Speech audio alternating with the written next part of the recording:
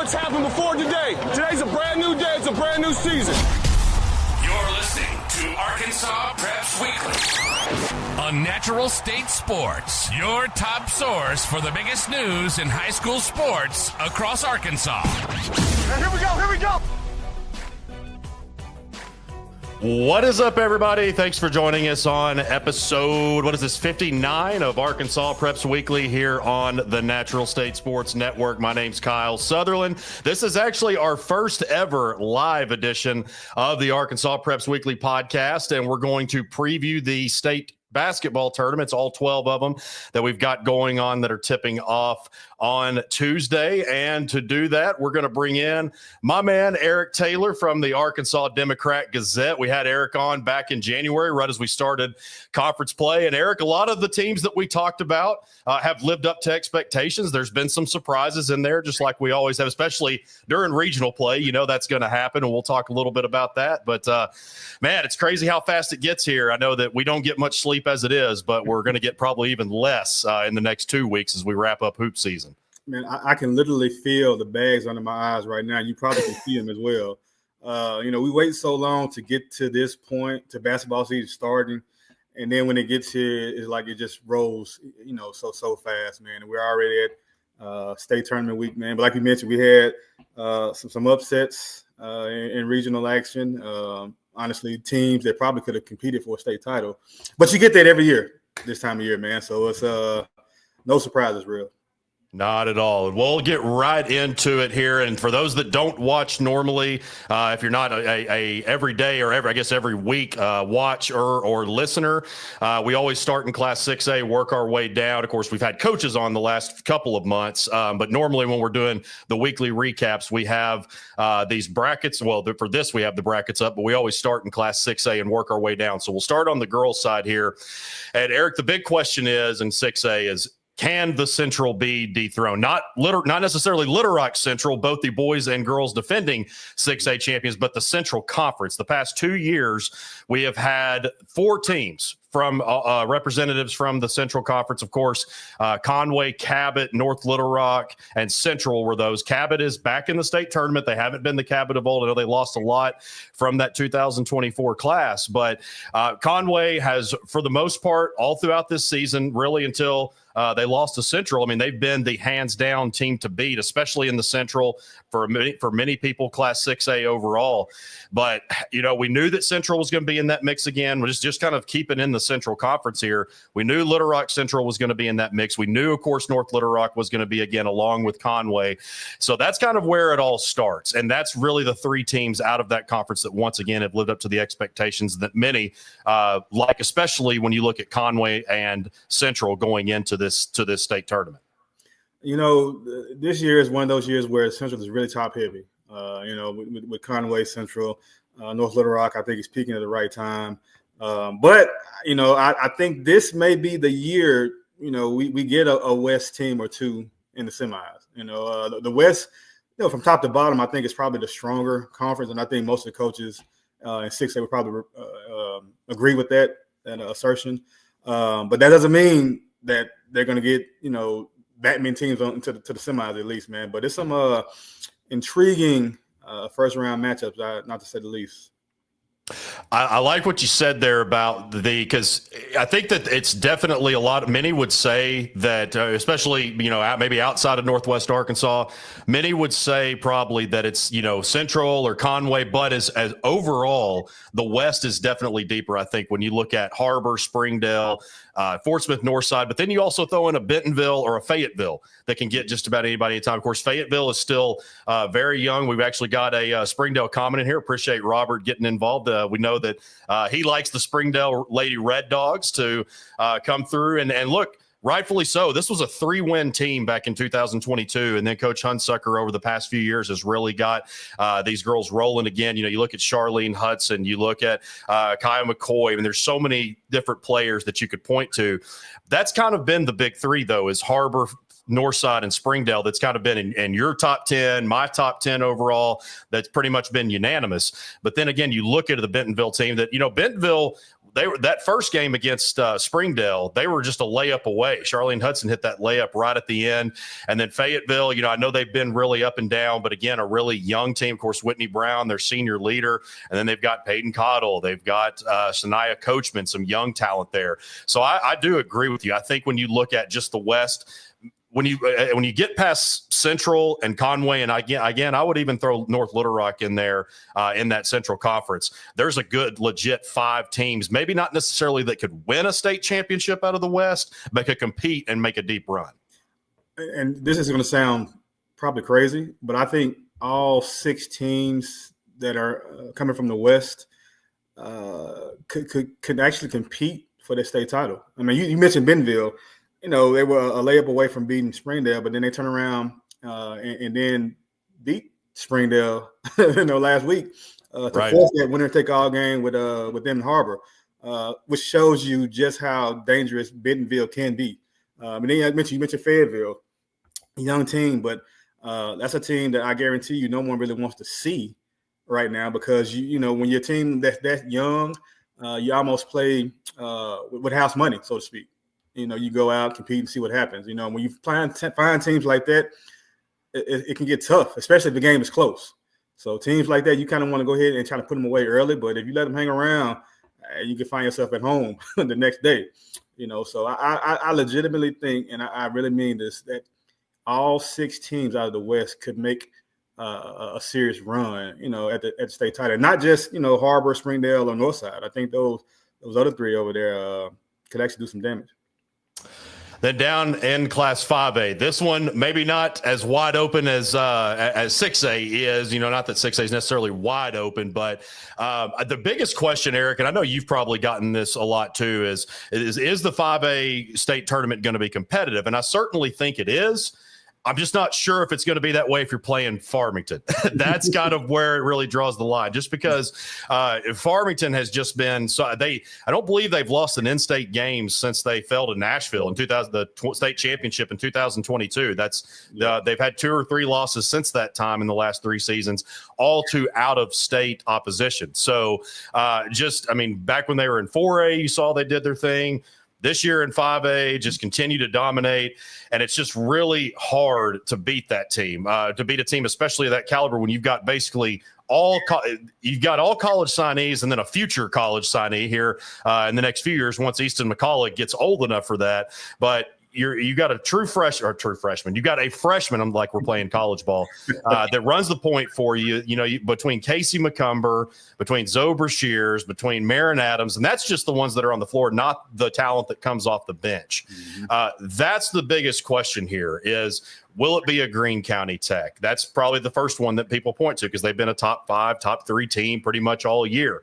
But the biggest thing here is really just about, and we had Jason Smith on from Greene County Tech last week, and I talked to him about what do you have to do to beat a team like this. And I think that a lot of times people are too worried about what Farmington's going to do and not what they're doing. And that tends to happen when you're playing a team that is as dominant as Farmington is. So I think regardless of who it is, who they're playing, that's really what it's about. It's just kind of making sure you stay within your game and try not to worry about too much what Farmington does. I guarantee you a lot of the teams that played Farmington this year were probably beaten before the ball was even tipped off.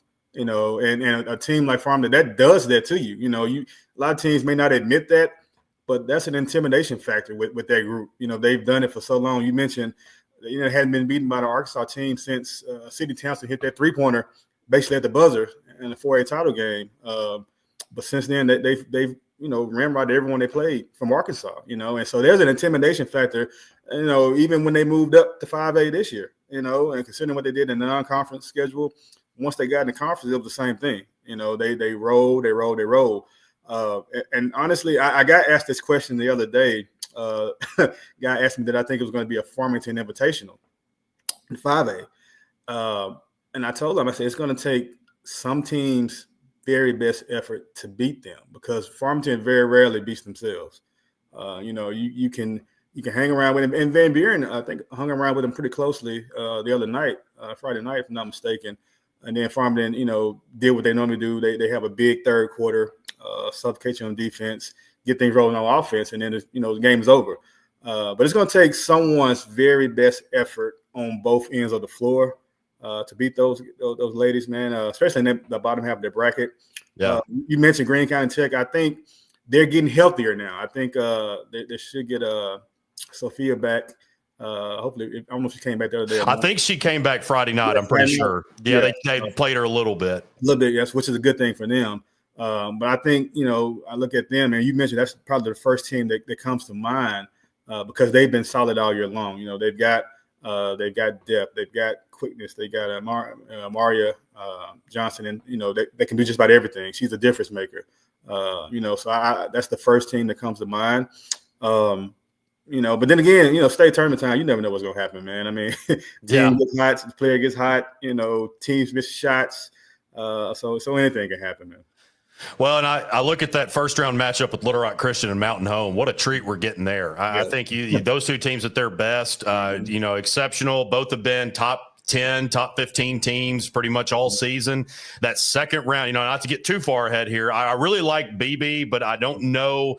I think BB just they got there last year, but Greenwood, even though it might not be the Greenwood of the last 3 years, they're just so used to being in the state tournament.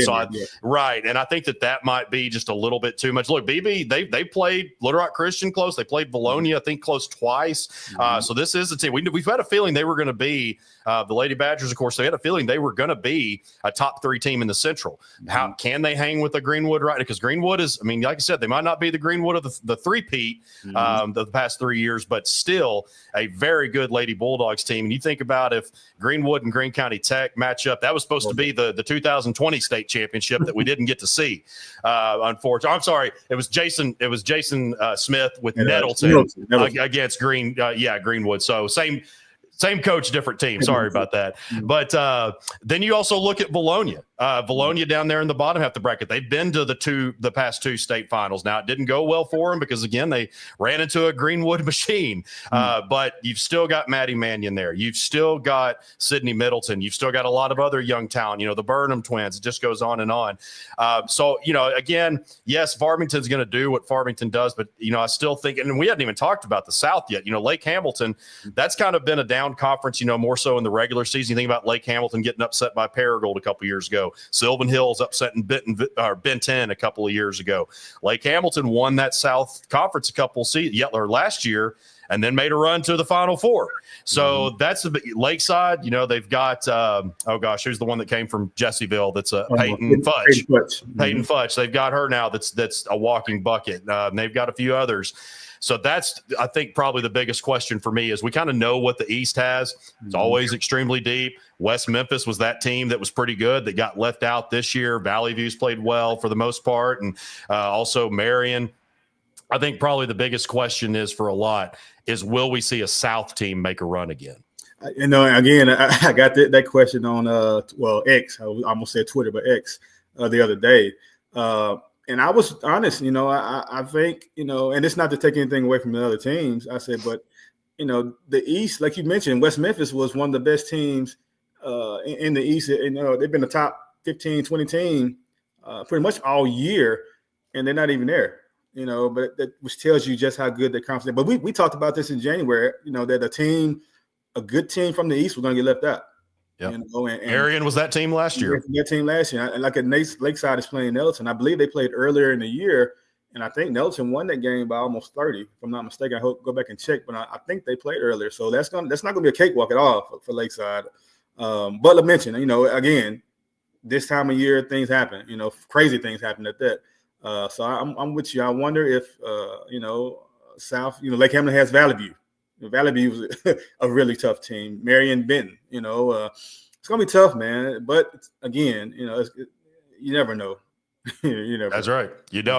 And before we get into go down to 4, I got to make sure we get Dylan Connolly in here, the Mountain Home man himself. While we're still in 5A, I know who he's going for in that one, or throughout this whole entire state tournament, of course. Right. And as we head down to 4A now, Eric, this has been pretty much all season. It's been really just, is it going to be PA? Is it going to be Nashville? And then in January, we're like, okay, I think DeQueen is going to be, because DeQueen had a great non-conference. And we're like, I think that they could come in and slip up, or not slip up, they could sneak up on some people. And they handed Nashville had not, talking about Farmington, not losing a game since Nashville beat them in the state championship game in 2022.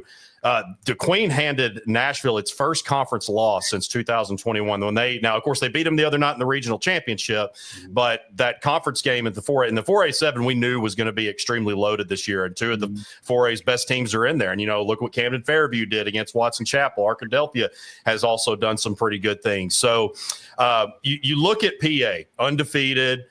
I mean, they have they played a really good schedule, especially their non-conference schedule. So those are kind of the three teams that we knew were going to be the contenders that we've been talking about all year.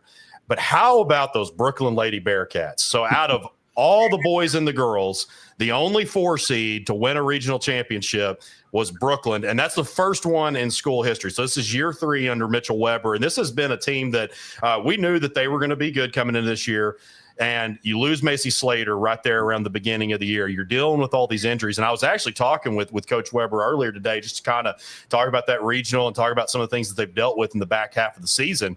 And I was like, is it fair to assume that if there's any silver lining, like your injuries kind of happened at the right time? Because it happened mostly in like early to mid-January when it gave a chance for these kids to really come together and gel. And I mean, Evan Polsgrove, my Lord, 32 points at the game-winning layup in the first round over Stuttgart. Berkeley Brewer hit the go-ahead 3 with 4 seconds left against Southside Batesville.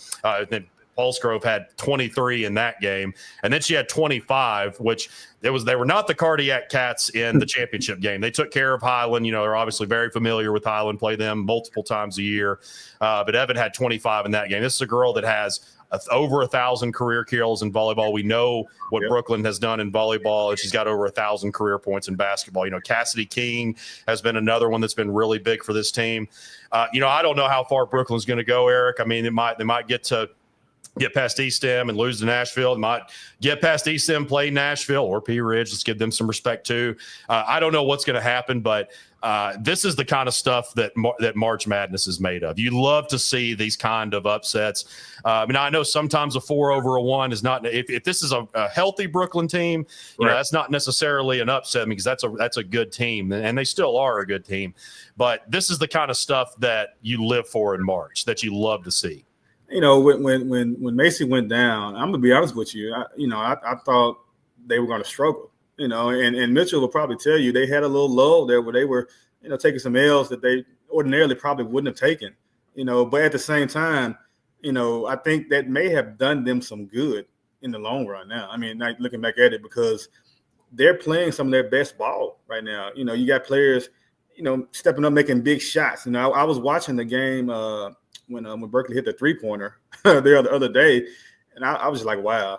Evan's been doing what she's been doing pretty much all year long, but he's getting others to step up, make plays, and especially this time of year, that's so important, and for that team, I guarantee you that her making that shot, I was looking at the reaction to the sideline, man. You love to see stuff like that happen, man. But that team in particular, that's taken some injuries, struggled a little bit, during the middle part of the year, but now coming together to win that region, as a 4, man, that's huge, and that first round game, I kind of get to give them the edge over East End that first game. Yeah, I do too. And they're likely, again, nothing against my guy Heath up at Pea Ridge and Nashville. That's going to be a tough game for them.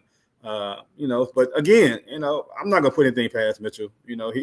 He wears his emotions on his sleeves, man, and he's a hell of a coach, man. With what he's done with that program since he's been there, and to get to this point and playing some really, really inspired ball, we'll see. Yeah, they had that great run at Rector, Mitchell did, and of course that was during the Melbourne dynasty. Yeah. So that was went from like a 6-win team, I think, his first year to, they went on a roll, went to the Elite 8 once or twice, and had some good runs there. But also in 4A, I want to talk about Mills real quick. Mills, they lost in the regional championship game, but obviously that community, that team, just the Mills community has dealt with the loss of the tragic loss of Cindy Gregory, of course, Coach Zip Gregory's wife that was tragically killed back in late January. This team coming right before that, Eric, this team was 9-8. And we knew that coming into this year, I mean, we expected them to be a contender. Things didn't really work out there at the beginning, but since that tragedy happened, they've won 9 of their last 10. The only loss, of course, coming in the regional championship to PA. And, I look at a team like this that, has obviously someone to play for. And really, no matter what happens from this point, I mean, those girls and Zip, I mean, they've already won. I mean, it's incredible just to watch that community come together. But, I'll tell you, the Southside's a scrappy team. Southside moved Macy Witt up, the freshman, that's been a big asset. So she had 29 the other night. Yeah, been a big asset to them. And so I think that's going to be a really scrappy matchup. But, I don't think that this is a Mills team that's going to just come in and be happy to be there. I think that this is one that's going to be there to somewhat maybe avenge the regional championship loss. But, I don't really think that's just how Zip is built. He's not really, regardless of, what is going on, that's not just even though Mills doesn't have a lot of especially recent success in girls basketball, this is not something that they're just going to be happy to be there. I mean, they're going to be there and they're going to try to make some noise. They're going to get there and try to win the game, and even the game against PA, yesterday, they played a really good first half, against, one of the top 6-7 teams in all of the state, PA, but PA did what they normally do. They regroup and, they come at you in waves, it seemed like, man, and a little bit too much for Mills in the end. But I guarantee you, Zip, me and him talk, quite often. Those ladies are going to come in looking to win. They don't care who's on the front of the other team's jersey. They had a tough non-conference schedule, which I think attributed to why they were 9-8 or whatever it was. Mm-hmm. They played Central twice. Went to Farmington. They played Nashville. So those games, and me and him talked about this. Those games helped those ladies. They're not afraid to go play anyone, anywhere. And they're so different now than what they were before he got there, man. It's like literally, you hear the cliche night and day. Well, it's literally night and day from what Mills was pre-Zip to what they are now. They didn't win a game his first year, right? They didn't win a game his first year. But the crazy part about that, even in that first year where they were taking so many L's, the culture was different. The girls were playing hard. They just didn't know how to win and finish games. They had close games, just didn't know how to finish them. But man, it's just so gratifying to see what he's done with those ladies. And then this run they've been on the second half of the year. It's been special to watch, man. To see those do what they've been doing. Win their first conference title since I think 2007, I believe. They were 5. Yeah, it was my junior year. I remember, or my junior or senior year. Yeah. 5A Southeast is what I believe is the conference they were in. And just to see those ladies celebrate after that they finished it off against Malvern. It's special times, man, considering what they've been dealing with, the past month and a half or so. It's hard to not root for teams like that. And Zip's such a good dude, man. Been knowing him for a long time, and it's just good to see, and I don't expect them to come into state just being happy to be here. I expect them to try to take it to Southside, and we don't know what's going to happen, but they're definitely going to try to win the game for sure.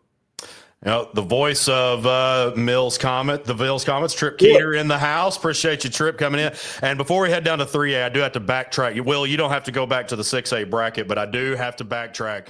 My man, Zach Arns, the voice of the Springdale Red Dogs, I do have to tell him that or I do have to admit, I guess, to everybody that I had them ranked, I guess, 2 spots lower than Harbor because of, Harbor beat Northside and then Northside had beaten Springdale in the second matchup. So he had given me some grief about that. So look, I'm showing everybody, Zach, I'm admitting defeat. Springdale Lady Red Dogs, they showed what they can do. Not that I didn't believe in them before. I mean, we've seen them play all year, but I got to make sure and eat my crow right there. All right. Yeah, that's right. And then heading down to 3A, ultra deep again, pretty much just throwing darts to an extent, Eric, because there is a lot of really great matches. You look just at the top right there. Lamar and Bergman, these are 2 teams, particularly in the last few years, that have had some great showdowns. Of course, Bergman beat Lamar in the 2022 championship game to finish 43-0. Then the next year, Lamar beat them to go, I guess what was like a 2-point game to go play Salem in the state championship game. So that's just intriguing right there. Lamar has played. Man, if Corey Sanders is healthy, that team is just. It's not just her, obviously. I mean, they've got Coach Sluderman he's always had such balanced teams. You'll have girls that are 10, 11, 12, 13 points a game. I mean, it's just so balanced, and that's a big reason why they're so good a lot of the time. I'll tell you, Eric, one team that I've probably overlooked myself, so I know since you do the class rankings, I only do the top 25. One that I probably haven't paid a whole lot of attention to like I should have is Manila. They are, you look at Hadley Goodson, Lucy Farmer, Jenna LaRose, three names that I hear all the time. They have not lost in 2025. They're quietly undefeated. Something I completely looked over. You look at 3 of their 6 losses were to Westside Greers Ferry. Of course, we'll talk about them in 1A here in a second. No ordinary 1A team. Right. Lost to Valley View. Class 5A, Class 4A, Forest City, which Forest City is going to be a force to be reckoned with over the next few years. So Manila is probably one that I think definitely snuck up on me for sure. But then you also look at undefeated Dover that's playing a pretty good Center Point team. That's Center Point they got 4th in their region, but Center Point's been great under Jonathan Buffalo in his first year. But Dover is look, they're the undefeated team. They're 31-0. They've been incredible all season. They've got a win over Bentonville there at the end of 2024. You look there, Dumas, that you look at Kendry Broughton there in the middle, probably the best big, I would say, in this tournament. I think that's probably fair to say, at least off the top of my head. Mountain View, a very dangerous 3 seed. Of course, they come from that brutal 3A2 conference that doesn't have defending state champions, defending runner-up Salem 2023 state champion, the Salem Greyhounds, and Valley Springs. I mean, that conference in the 3A2 that also Melbourne is in, I mean, it was absolutely loaded. And so Mountain View, a very dangerous 3 seed there. And I've said this before, Class 3A has been the toughest class for me to rank, for the last 3-4 years. That's how it is for me in softball. Yeah, literally. And I guarantee you the reason why Manila has been overlooked a little bit is because the class is so deep. Once you get, you try to do a top 6 or so, but you still got probably another 5 or 6 that could very easily be in that top 6. And Manila's one of those teams, man. You look at what they did in the regional. They beat 3 teams from the 3A2, which is probably the toughest Class 3A conference, in the state. So what they're doing, is not fluky at all. They just, hadn't gotten a lot of, notoriety, so to speak. But they're doing a lot of their talking on the floor, man. And what they did in that regional, it was I don't want to say shocking, but impressive. To do those things, man. And go back to what you mentioned about Bergman and Lamar for a first round game, that could have very easily in the other year be a state finals preview, which it was, it has been in the past. You look at Dover Center Point, Center Point was a co-champ, and they're playing Dover, which has been the number 1 team in 3A all year long. Elkins Mountain View, that's another game that I'm looking forward to. Elkins kind of, I think, flew under the radar just a little bit this year too. And Mountain View sitting down there, they won that conference, and it's 3A is just as wild, man. You just never know. Well, at Harding Academy, I think last year was one that, because I think Falk was undefeated and they beat Falk, and Harding Academy and McGee I think could be a good matchup. But McGee and Dumas down in that southeast region, they've had some drag out fights. And I mean, that's always fun to watch. Especially when the boys. When the boys and girls are good, on both sides, especially like for both McGee and Dumas, man, those are especially some incredible matchups. Always a lot of fun to watch. So 3A, I mean, you just never know what you're going to get. So then we head down to Class 2A. Barton Lady Bears. Wow. That was, Eric, that might have been with that matchup with Quitman. Of course, I was kind of going back and forth between Earl and Westside. I was watching all kind of, I know you probably were too, just going back and forth to multiple games. I mean, that might have been the best regional game of them all. Of course, some of those ones that Brooklyn played, you got to look at those as well and those buzzer beaters. But, I mean, this back and forth matchup between Barton and Quitman, I mean, that was one of the better matchups of the regional. We'll just go ahead and start there with those two teams because you got Barton that hasn't lost to 2A competition. Their only loss was to 4A Stuttgart, and then they handed Quitman, the Lady Bulldogs' first loss against 2A competition. I'm with you. That game, I had, I think, 3 or 4 different ones on. But I actually took that game and put it on a separate monitor, watching it by itself, because that's and I guarantee you, Ryan may not admit it, but I promise you, he was probably looking forward to that game probably 2 months ago when this region came out. But that was like top level, high shelf ball being playing all game, man. Just when you think Barton's going to pull away and Quitman make a run back, and then Barton's two big time players, man. Akira Jackson and Maya Brown was making big shots. It was that game literally had me on the edge of my seat, and I'm not even exaggerating.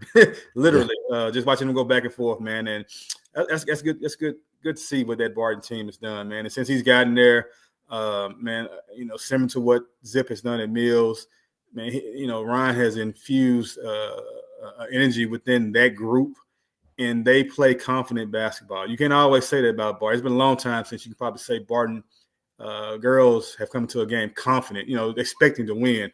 Those ladies expect to win, man. And you can tell they were looking forward to that game. And it was it was just great to see, man. Literally was. Yeah, it was. Yeah, that's a great point. I mean, Barton was there. I asked Coach Court when he came to media days his first year there, and of course I didn't mean this like in any kind of shot at Bob, but I said, man, why Barton? Why go out there? You've been at like Russellville, you've been at all. I know he was at White County Central as well, but he's been to all these schools. What makes you want to go to the Delta? And he explained it, and I can see why now. He has put together. Of course, DeMaio was already there, and balled out as a freshman, and added a few more pieces. I mean, that backcourt in particular, my Lord. It's tough. Yeah, it is. And you look at in ICC, of course, Izard County Consolidated. Izard County is they're known by more so defensive clinic against Riverside. Quinn Johnson is a walking bucket. I mean, she's good for 25, 30 points just about any time she hits the floor. That first half, according to our guy, Neil Denton at the Baxter Bulletin, the first half of that game, Riverside did not have a field goal for the entire first quarter, and then ICC didn't score for about the last 5 minutes of the first half. So pretty interesting to a little bit of a lid on the bucket there.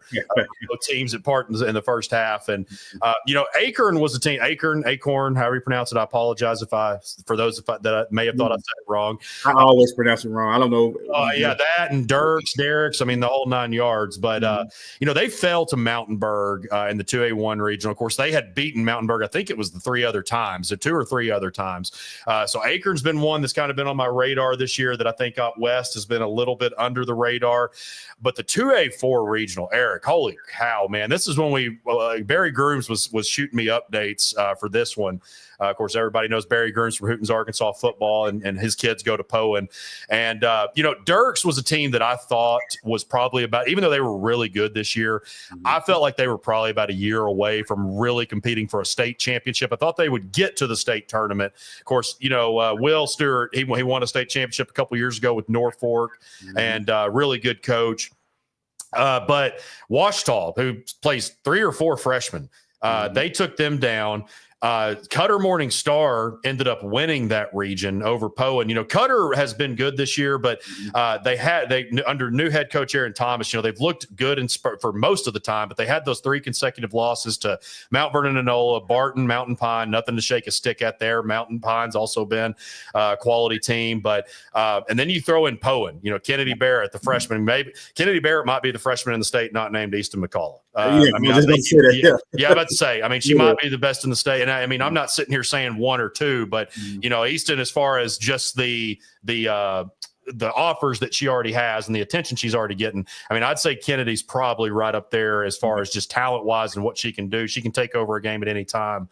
But I think probably that Barton Quitman game, you look at those two as some of your top favorites in 2A, but then you look at an ICC. I think Riverside is still right there in the mix, despite what happened in the championship game. But that 2A.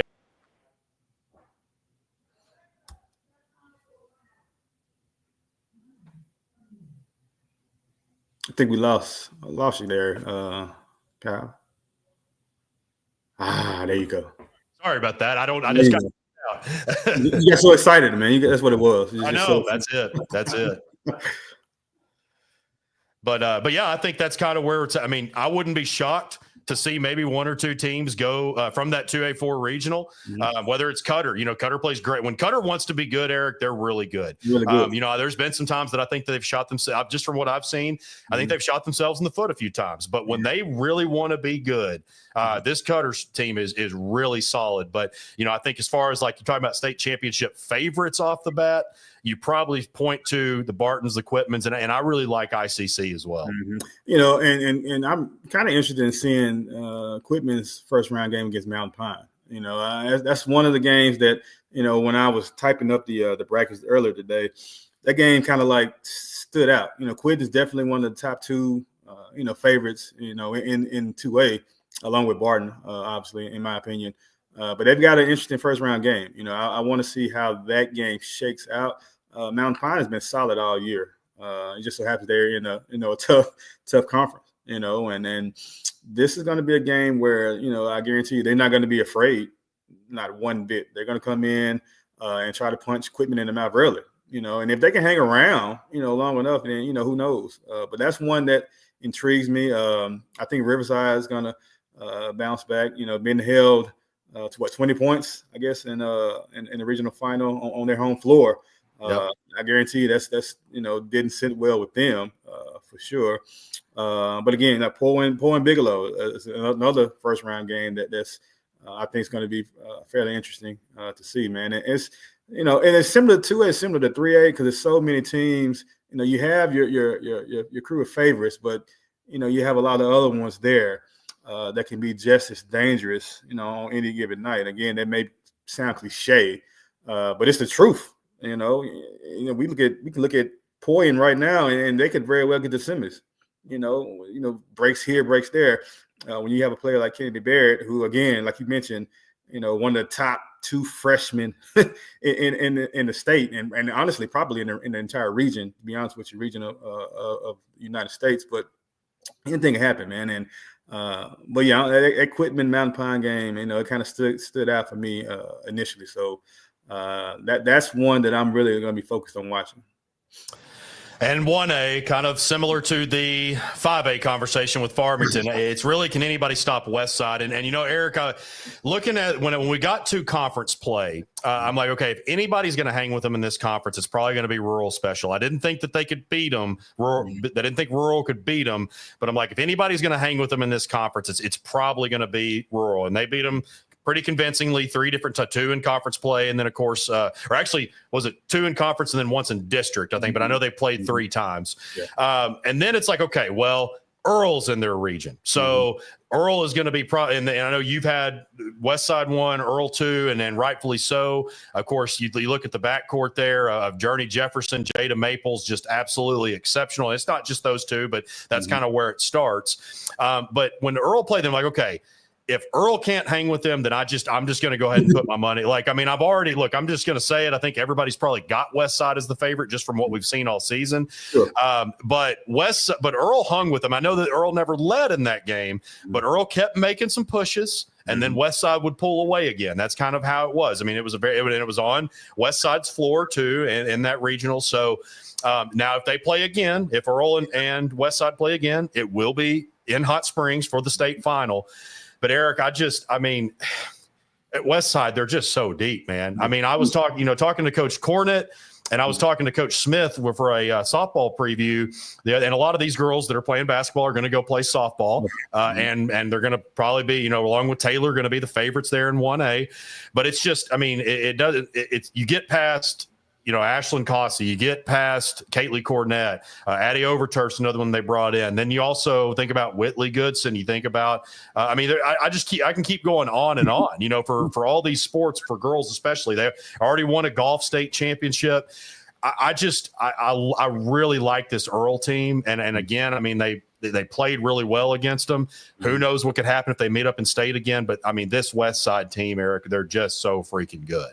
They're the deepest team in 1A by far. And to be quite honest with you, I know they're 1A, but their depth is, they're probably deeper. They're a top 25 team, no question. Sure, for sure. They've competed well against bigger teams. They played PA to a 4-point game. earlier in the year, and they battle tested. They played North Little Rock. I think they played Nettleton, I believe, and others. So, it's not like they just, beating up on 1A teams. They've been battle tested by playing bigger schools. And like I said, the depth they have, they're second. They can try out a second five, completely separate second five, and they would probably still be ranked top five. Both of their top five groups, if they wanted to. But again, and this is no disrespect to any of the other teams, but it's going to be tough for anyone, but I do think if a team that has the capabilities of doing it would beat Earl, because, that backcourt they have, one of the best duos in Arkansas. I talk a lot about Jakira Jackson and Demiah Wilson and Barton. Well, Jada Maples and Journey Jefferson. I mean, they're similar type of players. I mean, they can each average 25, 26 a game, I think, this year. And you can almost try to shut down one, but I guarantee you the other one's going to get off. And eventually going to have to change up some things and whatnot. So, West Side is clearly the favorite. But I think Earl is probably right there next to them. And then you have another wave down there with, Mark Tree and Mark Tree was going to be one that Journey Versey and Ziona Anderson. I mean, we've heard those names for years. Right. I love Lafayette County and Taylor down south. Yep. Love both of those teams. Of course, Taylor, if they wouldn't have ran into the Mammoth Spring, I think both past 2 years they ran into the Mammoth Spring train that ended up winning state. Both of those. So I mean, those are kind of the other teams that have certainly made their mark. But man, it's going to be tough. It's going to be real tough to take down West Side. So, and Eric, you got to roll here in about five minutes or so, don't you? Are you good for a little bit? I'm good for another 10 to 15, yeah. Okay, all right. We'll try to see how much we can get through, and then maybe some of the comments can help. I was going to tell everybody we've got some we've had some activity in the comments. Please feel free. If you got something to say, definitely. I might put it up. I might not. Just make sure it's clean. Remember, this is a high school show for kids, for young adults. So let's remember that. But as we head over to the boys' side in Class 6A, Eric, obviously, I think everybody knows by now, Springdale, that's been pretty much the favorite for a while now, at least in the last few weeks, been number one pretty much unanimously since Jonesboro lost to Bryant. Now Eric Burnett has stepped in place of Jeremy Price. That's all we know at this point is that Jeremy Price is not serving as the head coach, and that Eric Burnett, who is a two-time state champion at Fort Smith Northside in 2017 and 2019, is taken over. So certainly not in a bad position to have an EB leading your team. There's no doubt about that. The Red Dogs have won 19 consecutive games. Of course, really the only one, Harbor hung with them the other night, but other than that, the Fayetteville game that was a couple of Saturdays ago, that was really the closest one in conference play. They've just really been rolling over everybody. And I got the question, are we taking Springdale or are we taking the field? And right now, I love Bryant now that they're healthy. Jonesboro, I think Jonesboro is still good, Eric, but I think Jonesboro's tired right now. I mean, they played between playing all those close games. You think about in January, 7 of their wins, you're thinking about North Little Rock, like these wins that they've had. I think it was 7. I don't have it written down. 7 or 8 of them have been within single digits. So you've got that. You play an incredible Memphis Whitehaven team in between that. And again, I'm not saying that these guys can't get it done. I've said many times on the record, I don't care what the situation, even last year when people question why I still had them ranked. I'm not going to give up on a West Swift team until their season is over. I'm not. I mean, we're both smarter than that, I would think. Sure. But the thing about it is, right now, I think Jonesboro might be a little bit fatigued. Bryant is healthy and playing real. I mean, really, since Kellen Robinson came back, scored 19 points when he returned. So I think they're probably the favorite in the Central. The Hornets are, but man, Springdale. I mean, they're just on another level right now. I mean, like I said, really 25 to 30 point margin each opponent in conference play. Oh, no doubt, Springdale is the favorite. And I don't think anyone's going to really dispute that. They've been doing what they've been doing. Pretty much all year, at least since the King Cotton when they won that, and they've been rolling ever since. And the thing about, you mentioned Jonesboro, you can look at it one or two ways. All the close wins that they had, is it a product of them just making it by being tired, or do they just know how to win close games? But with Jonesboro, I mean, you mentioned I'm never going to bet against Swift. Evan, I've been knowing them 20-something years now. For all we know, they could turn it on again once they turn the play hits, man. But yeah, I was kind of wondering if Bryant was going to be able to catch them. I didn't see Central actually going to Jonesboro winning that game, but I actually watched the second half of it, and it wasn't a fluke. Central has been playing well, honestly. Luke Moore is starting to really heat up. He has been really heating up the last probably 6, 7, 8 games. He's almost been unguardable.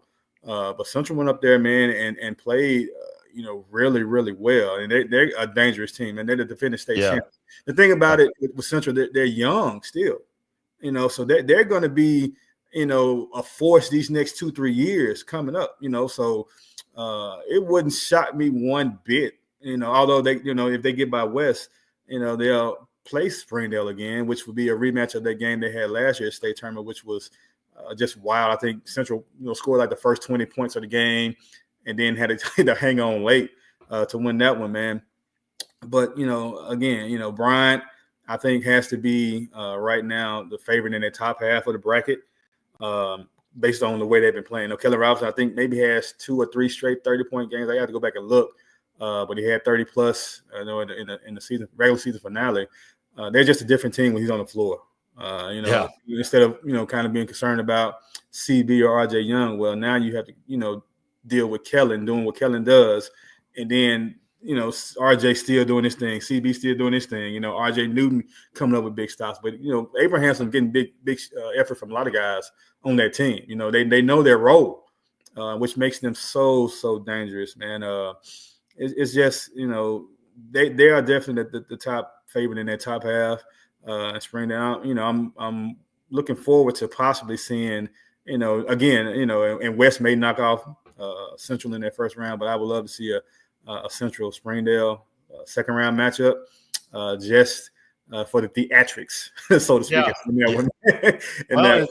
Yeah, Central's that team that I've had in my top 25 all year, and people are like, "Oh my gosh, they got a losing record." Well, look who they played. They've also got a win over Benton. I mean, this, and I know Shelby Lewis was already on staff, but he took over, and they lost so much from that 2024 class. I mean, yeah, they're playing their best ball right now. I do want to see that Springdale matchup, like you said. I mean, Springdale, until somebody says different, yeah, they're pretty much the favorite. I know Brian again might have something to say about that, but some very intriguing, man. You got Cody Wilmath playing his former team, North Little, of course, that he was an assistant for. Yep. North Little Rock in the first round, and Fayetteville.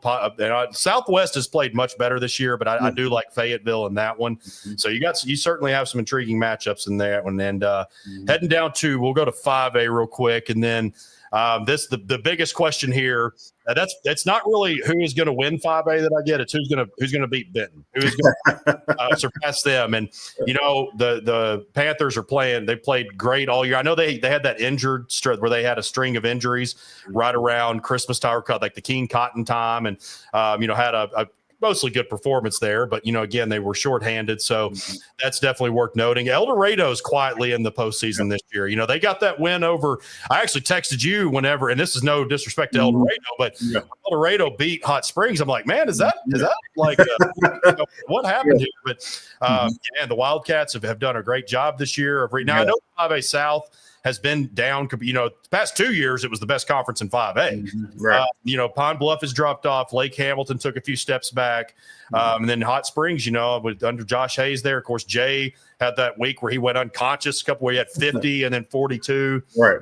So, Hot Springs is, I kind of like that Hot Springs Valley. Valley View, they had a 13-game win streak, Eric, and they've kind of quietly lost 3 of their last 5. Mm-hmm.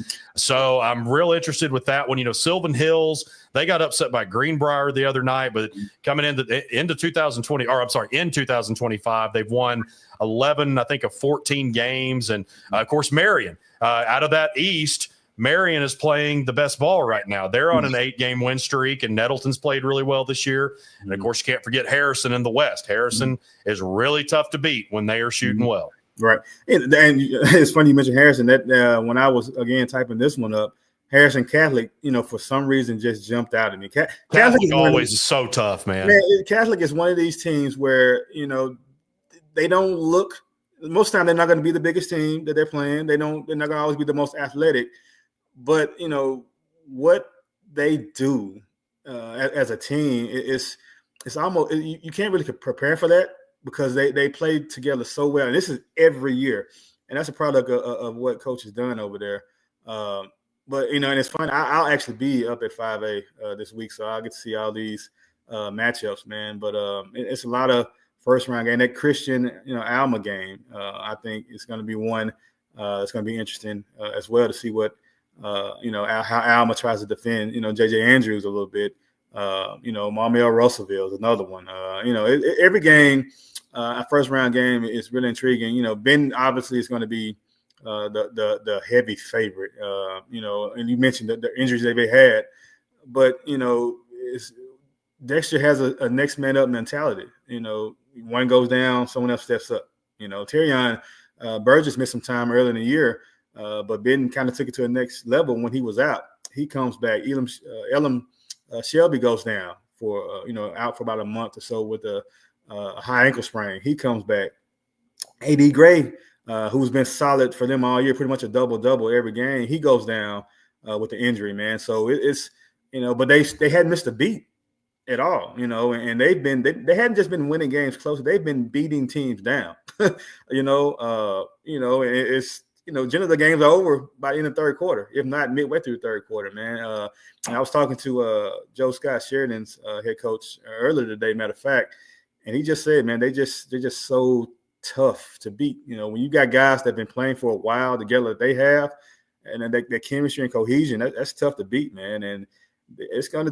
I don't know if a team's gonna do it, but it's gonna be hard to not do. And these guys were in the finals last year, right. So they know what it's like to get to this point and play top level ball. And so I fully anticipate them playing their best every game up there in Paraguay.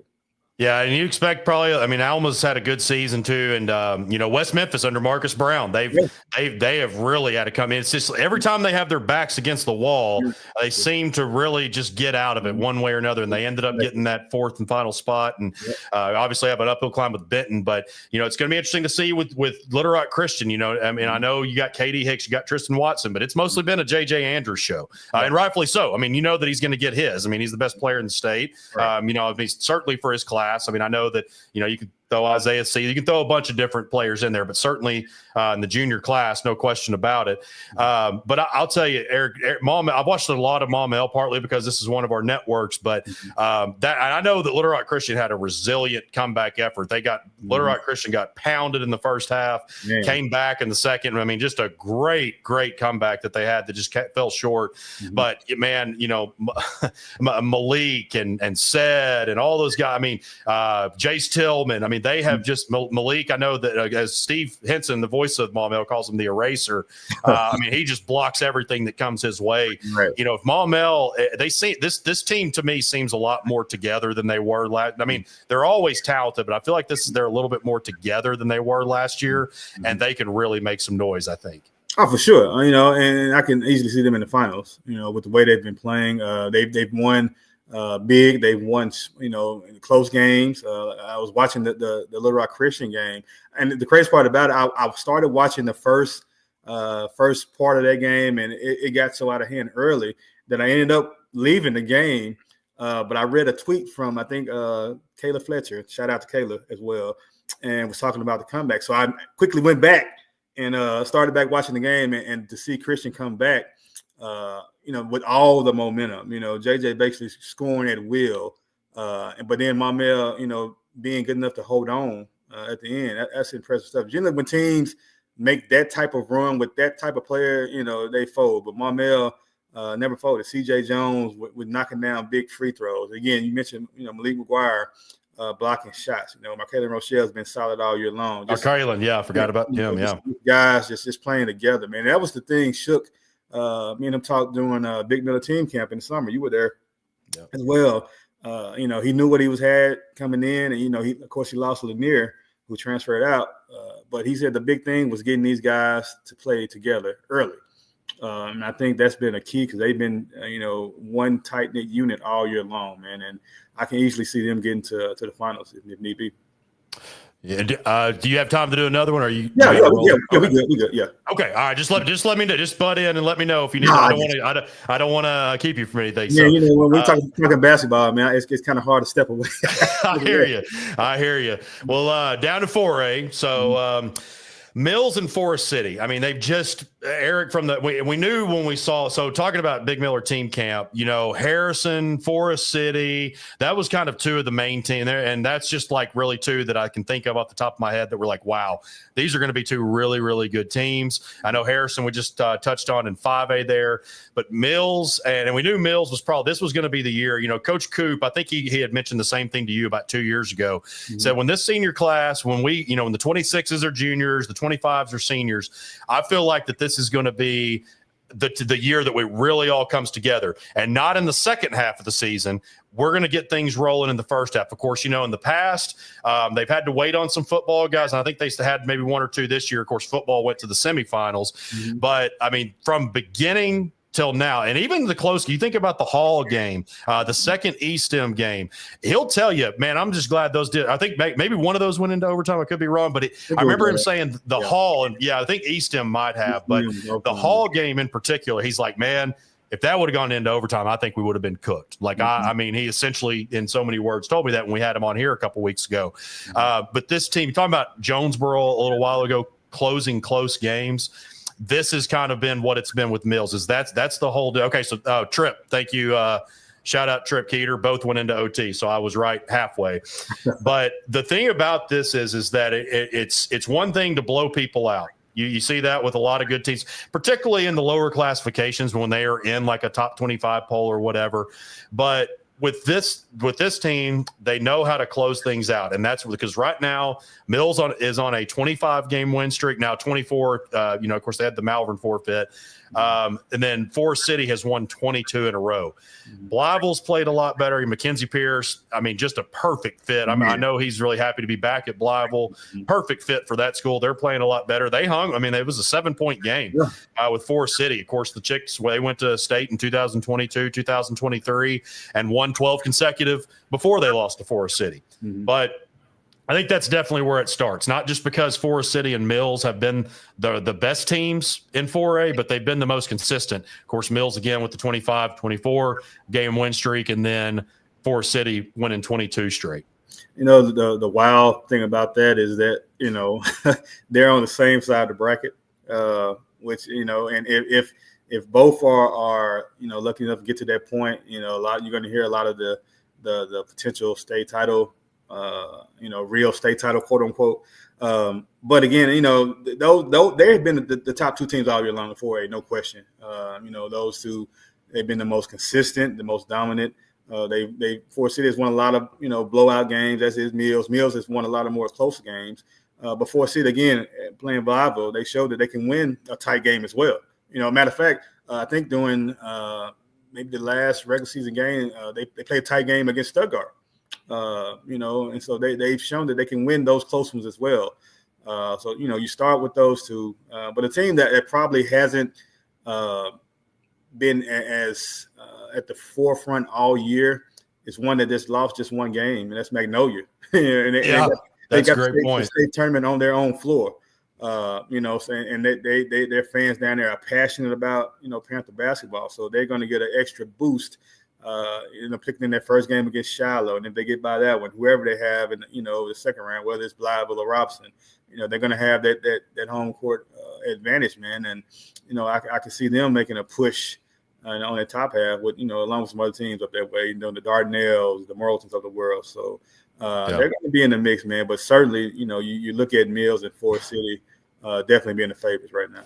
I think Emmanuel Wade at Magnolia would probably be good with them flying under the radar. He's done a great job. I love Emmanuel, man. Great dude. He, I know that it was, it was a bit of, I'll leave it at this, a bit of a frustrating exit from Marion, taking over that team under some pretty tough circumstances. But man, he's done a great job there in South Arkansas with the Panthers. And you look at Robinson. I like that Robinson Blyville matchup. Coach Harden, he made, was it 3 years ago they made a deal deep run after they had a subpar regular season, made a deep run.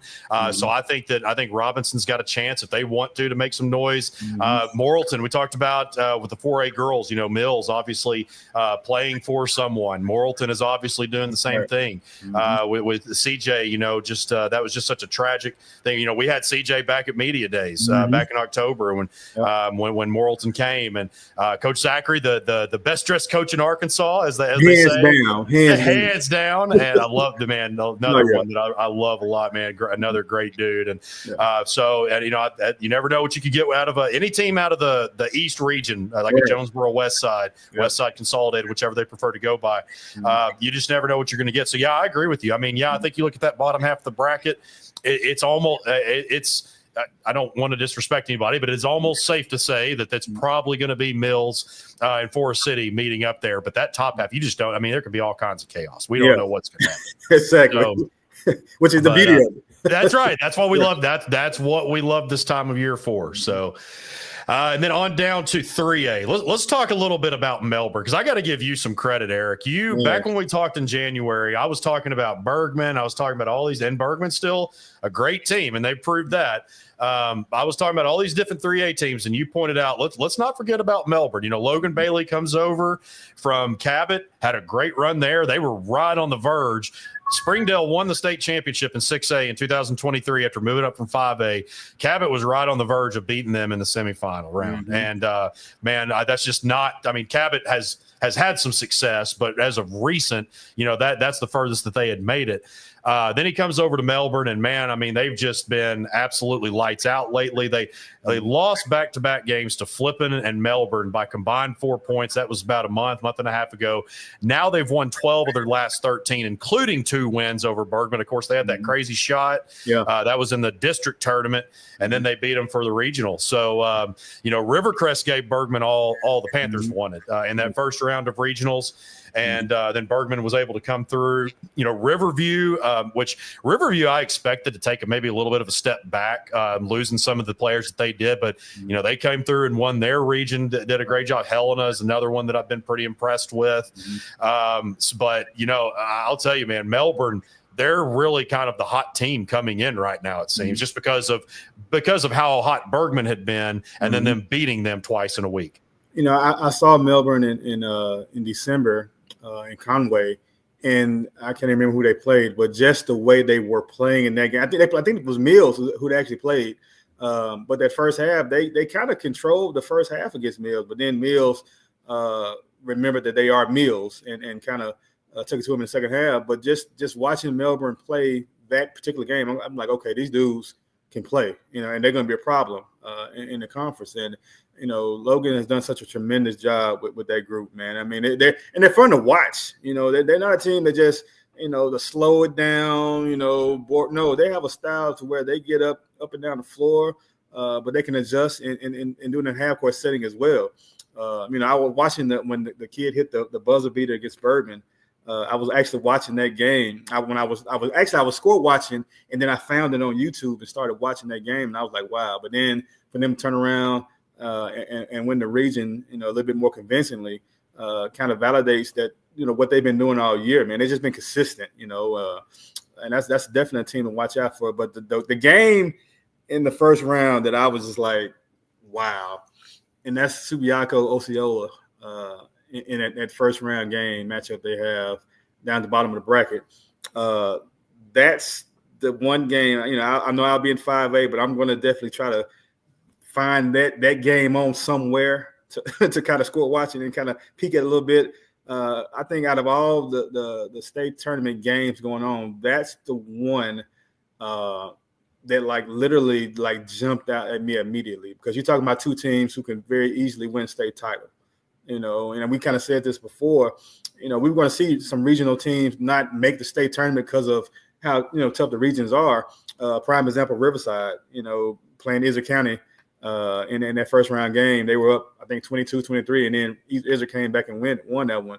But, man, just the Subiaco Osceola game, Helena West Helena is probably one of my sleepers in 3A. They've pretty much flown on the radar all year long, but those kids can play. I watched them play McGee earlier in the year, and they're a legitimate squad, man. Of course, Lamar and Lincoln and Elkins, those teams as well, can get it done. And so it's, again, just like the 3A girls, 3A boys, it's just as deep. You probably got out of the teams there, 16 teams, probably 10 or 11 can legitimately make a run at state. That's not exaggerating either. Yeah, and I like that first round matchup, Lamar and Flippin. That one's really interesting to me because Lamar, coming in, I think there was quite a few. I don't know if you and I necessarily talked about this directly, but I think there was quite a few that thought Lamar was going to, be not the hands down, but, Bergman certainly deserves being a back-to-back defending runner-up. But, Lamar, man, CAC, the state champion last year in 3A, that's now, moved up to 4A thanks to the competitive equity factor. Lamar, and then they had I think Lamar actually beat them in the regional, and CAC was the 3 seed, that kind of going back to those seedings. So, Lamar did some really good things last year, and Flippin, has shown some good things. Dumas, I know Dumas might not be, they've only got one Reddick right now as opposed to 3. Right. So they might not be like what they went to state in 2022, made a couple of deep runs. I don't really know. I haven't seen them a ton. I've seen the girls a little bit more than I've seen the boys this year, but that's one that's had a strong history. So, yeah, like you said, man, I mean, I try not to even get too deep into 3A just because you're going to have basically just a pool full of hot takes if you get too far into it. So not that we mind having those by any means, but then down on to 2A as we wrap up the final 2 classes here. Eric, I think so. We'll talk about the 2A2 regional because I know you and Chris Hutchison both talked about that. 2 guys that have covered that area for so long. But I'll say this first and foremost. I really think England is on a mission. I think that they have been all season. Coach Morgan does such a phenomenal job. He was one of the ones that we had on about a month and a half ago. And last year, I can't remember what he called it. It was something along the lines. I'm going to kick myself for forgetting it, but it was essentially in a way of describing a blessing in some ways, at least as far as long term goes. Getting upset in the regional last year. Now, of course, they had a key injury, and that really, not to make any excuses, but really kind of just messed some things up in their lineup, and things just didn't go well there down the stretch. This year, they've been extremely consistent. They played a pretty tough schedule, and they've just handled their business. And he's had those guys since they were in 5th, 6th grade, so they know what he expects. They know what the standard is. So England, really since about the past month and a half or so, I mean, they've been the number 1 team, I think, pretty much consensus. But then also, too, you look up in that 2A2 region with Cedar Ridge and ICC. Golly, man. I mean, one of the most brutal regions, regardless of how you slice it, boys or girls. You look at Cedar Ridge, you've got Kyle Provence. Forgive me if I pronounce his. I know his game. I might not know how to pronounce his last name, but I know his game. Rylan Brown. Then Gabe Spray. He's another really good one there. You've got on the girls' side, you've got Quinn that can put up 30 a game, and then you got 30 on the boys' side for Gabe that can do it. So that was a really good matchup between Cedar Ridge and ICC and the 2A2 regional. And also Ozark Catholic on the west side. They haven't lost to 2A. They've quietly not lost to 2A opposition, and the Griffins have won, I think it's 18 or 19 consecutive. So just off the bat, those are kind of the teams that I really point to. I think, again, Cedar Ridge and ICC, that's just pretty much any, I think probably a lot of people, especially up in that Northeast region, would love to see them play again. And I wouldn't mind to see it either because, of course, it would be in the state championship game. But that's kind of the 4 that I've really, I think, have caught my eye lately is England, ICC, Cedar Ridge, and Ozark Catholic. Man, if the first round goes how most of us think it's going to go, you may see a England-Izzard second round matchup, which is going to be just amazing. I've always thought England had the best starting 5 in 2A, hands down. England starting 5 and then Cedar starting 5 right under that. But yeah, they've been, Cedar and Izzard, like you mentioned, man, they've had wars all year. I think they've played 4 times. 4, I'm pretty sure. At least 3, I think 4, because district and regional plus conference. And those teams know each other, inside and out. So, like you mentioned, I wouldn't mind seeing another one. But again, this England squad, I think they really are on a mission. I don't want to call it redemption, so to speak, but just kind of getting what I think thought, because they were really capable of making a state title run last year. It just so happened that they just got upset and they didn't get the chance to play. But they are, in my eyes, they're certainly in the top half. Them and Izzard for sure. It's another team that I'm kind of interested in seeing what's going to happen. That's Mariana. You look at their record. It's not going to be eye popping at all. But Mariana is a talented team. They've given England fits. And I think they've played 3 times. I think maybe 2 or 3 times or whatnot. But they've given them fits. Each time they've played. And that's going to be the team to watch in that top half as well. But bottom half, Cedar, Ozark Catholic. I think Quitman is starting to play well. And I think that's kind of, some may not realize, but they've done really well over this past month, playing some really good ball. But again, 2A, it's going to be one of those where you have to be playing, on your game that night because you can get upset. And you look at a team like Hackett and Tuckerman in that first round matchup. I think it's going to probably be one of the better first round matchups, honestly. That's, a toss up in my eyes. Just about every game outside of maybe a few are toss-up games. So it's definitely going to be a competitive field. But, for my money, I would definitely say, England and Cedar being the top 2 favorites. For sure. Yeah, I'm glad you mentioned Mariana being being that 4 seed there. Coach he's done a good job. Then they've had talent. This is year 3, so he won state with Osceola and 3A in 2022. Then went to Mariana, and the past 2 years they've lost in regional play. Now they've been young. Jamari Anthony's been there, and he's had some talent. They just couldn't get over that hump. Right. I say get over the hump. I mean, it was only 2 years, but the past 2 years they just haven't been able to get past regionals to get into state. Now they have. And now they're a very dangerous force. So, Poen, they lost to Fordyce in their 2A4 regional. But Poen's been playing some pretty good ball too. They've been pretty well. Bo Batchelor's there now. That was a I remember Bo when he was with Magnet Cove as a freshman. With Matt Williamson there when they played. Was it Lavaca in 2022? So. Yeah, 2A maybe not quite as much as 3A, but I think that there's plenty of good match. Hackett kind of snuck up on me. No, I don't really know. I know them as a volleyball, softball. Like right. That's kind of how I know that's cool. They've been really good this year, and then of course just fell to Ozark Catholic in the the 2A1 regional, but still playing some good ball. Then finally down to like I'm ready for this to be over. It's been a great talk. 1A boys. So last but not least here. So a little bit more wide open than the girls, I would say. County Lines back in the mix. I talked to Coach Brunson. He's a very quiet guy. Great guy, really nice, but he's very, very quiet. And last year when I talked to him before the season, of course, they were coming off that 45-0 season where they beat Mark Tree at the end of the state championship game. I was asking, I don't even think he had one returning starter, Eric. I think he had one, it was like his 6th man that was returning. I mean, they graduated everybody. So I think they graduated everybody and, maybe lost one to transfers. But now they're playing really well again. I mean, they're always going to be in the mix for the most part. Lafayette County, we talked about them and the girls. Lafayette County boys. They beat Nevada. Jamario Bell has done a phenomenal job. Great job he's doing down there, man. I mean, I don't think anybody saw them. What was that player that they had last year? Was it Bryson Harris? Bryson Harris, yep. That would put up 30, 35 a game, whatever. I mean, he was just a bucket. I knew they were good. I knew he was good. I know that I knew Jamaro had a quality squad. I did not see them getting to the state final, though.